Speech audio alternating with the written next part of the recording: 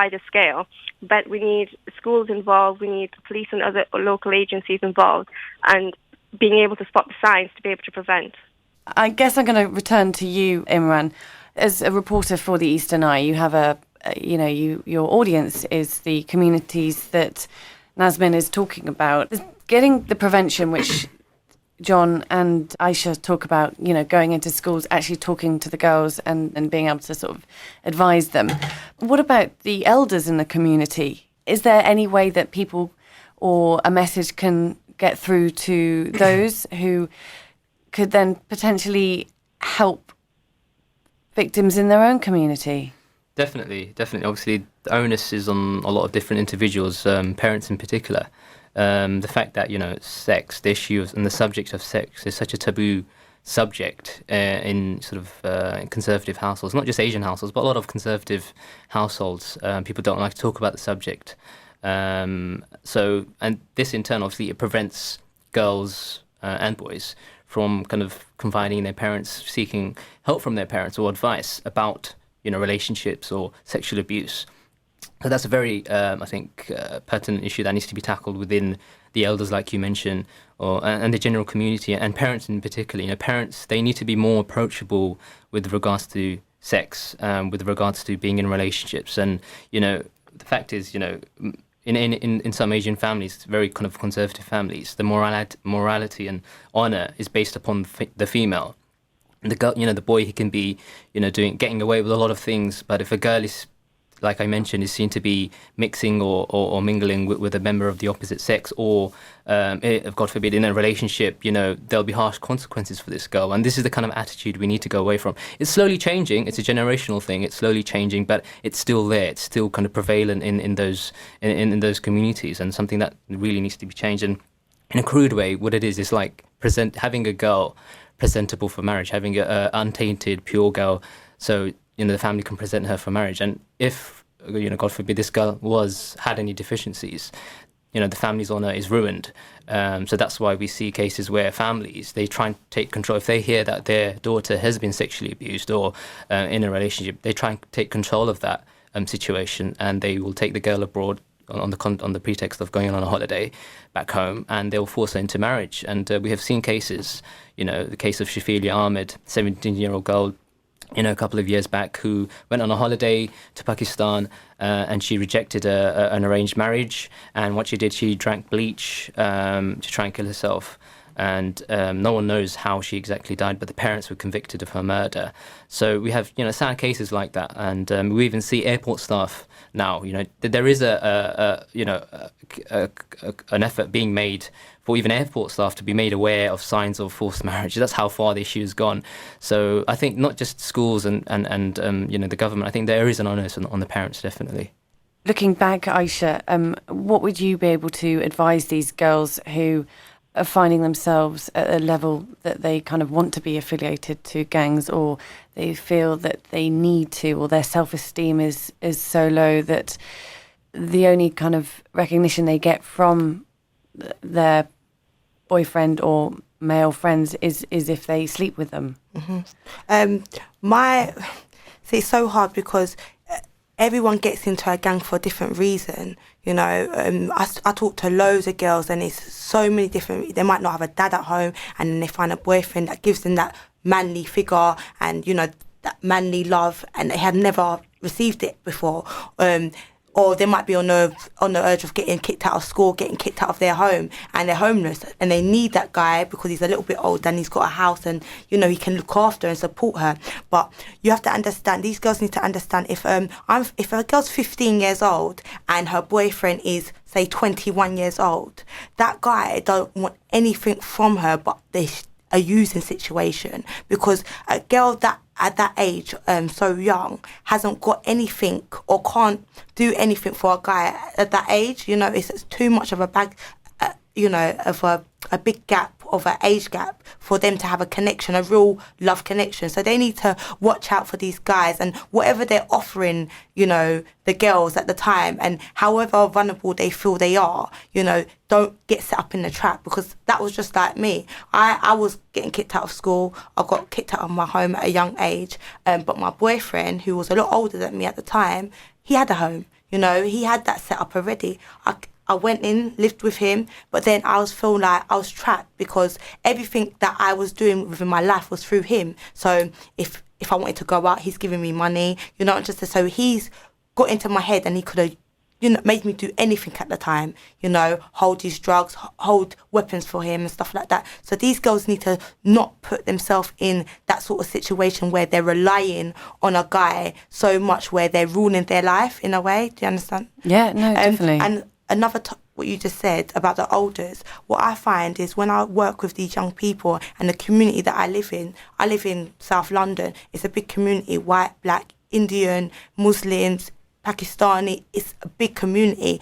Every community sticks to their own, and that's not a good thing, especially if you've got a young girl and you feel like your daughter or your son's getting involved in gang life. They're not going to stick to their community. They're not going out with just Muslims. They're not going out with just Indians or just blacks. They're mixing with communities. So their parents need to get to know other cultures just to know what they're about and why their son or daughter is getting attracted to that.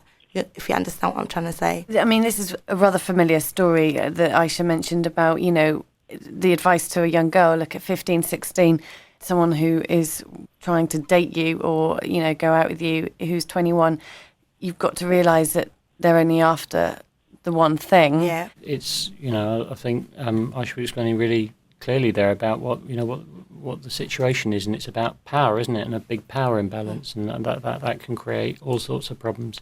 But I think in terms of trying to deal with it, some other comments I would make is that you know, this is a long-term piece of work, you know, that needs to be undertaken. We need to recognise that we're talking about kind of generational shifts in a way, really, and already we've heard, you know, within the Asian community, gradual shifts being made, but it does need to be given time. But also the number of issues that are here, it's not just the response. It can never just be the responsibility of individual families or just the responsibility of schools.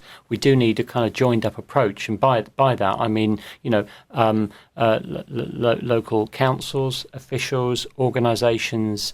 Coming together with local communities, community leaders, and trying to ensure that they are as integrated and as linked as possible and are speaking to each other. So there's a real kind of community-wide approach to it, I think, really. That I think, from our perspective at the NSPCC, is the right way forward.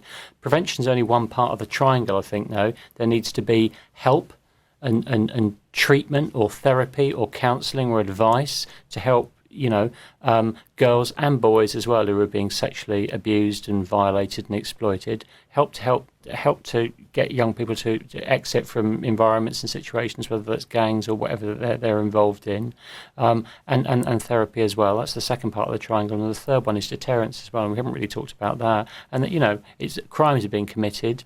It's illegal to have sexual activity in the UK with someone who's under the age of 16. It's illegal to have sexual activity over the age of 16 with someone who's not giving their consent. If that's happening, offences being committed, and again, I think we need to make sure that law enforcement are appropriately resourced to be able to deal with that robustly and give really clear messages to potential and actual perpetrators that they will be hunted down. So it's about deterrence. It's about help and treatment for victims, and it's about prevention. And those three things, I think, coming together, hopefully will offer us some opportunity and hope for the future, I think. That triangle, the deterrent bit, Aisha, sorry to ask you again, but do you think, because you're working with these young girls at the moment, do you think they're aware enough, and the young boys or men are aware enough of the levels of prosecutions that they might be? Not at all. They don't even know what they're doing. The girls don't even accept that they're being abused. The girls don't accept that they're even being raped. You know, they're more accepting that, you know, I done this, so I'm the nasty person because I put myself in that position. That's how much these boys or these gang members get into these girls' heads. They make them feel like it's their fault. I put myself in that position, so I deserve this happening to me. And they don't know what a relationship is. They don't know what a healthy relationship is and what a bad relationship is. And they don't know how a person should treat them, you know, because whatever's going on in their lifestyle, they might have been abused all their life, and then a boy tells them what they want to hear and then treats them exactly the same way, they don't actually understand what a good relationship is. So they think that that's a normal relationship. This is how a guy's meant to treat me. So they don't realise it at all. No. And that's where it comes back to, early relationships from sex education in school and supporting parents to have those conversations as well. So from a really young age, girls and boys get a clear understanding of what a respectful relationship is and what abuse is and what rape is. Yeah, exactly. Absolutely. Nasmin, you wanted to interject then? No, I just wanted to add one more thing. Sure. Agreeing with everything that's been said by Aisha, but one of the other reasons why I think that perpetrators are aware of the serious sentences that they, of the consequences of what they're doing. They're aware of it, but they're just that confident that they're going to get away with it.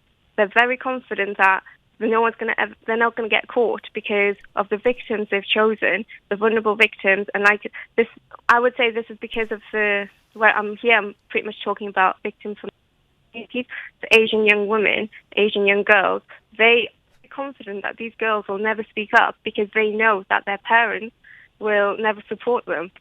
And obviously, Imran spoke about the parents taking their daughters abroad and forcing them into a marriage. Girls are aware of these consequences, and that's why they stay silent. And if anything, I would say to the parents of these children, of parents of the community, that it's your conservative approach to everything that is making your children vulnerable to abuse, vulnerable to exploitation. We're hearing about parents, their reaction to finding out their daughter has been sexually exploited, to take them abroad and force them into a marriage. All that does is silence the daughters of the community even more. And that means that perpetrators know that the victims they've chosen are never going to speak up, and they can get away with it. Sadly, we've come to the end of our discussion. That was Nasmin Akhtar, Vice Chair of Muslim Women's Network UK. Also taking part in the discussion was John Brown, Head of Strategy and Development at the NSPCC, Aisha Nembard, author of How I Escaped a Girl Gang, and Imran Chowdhury, reporter at the Eastern Eye newspaper. Thanks to all my guests.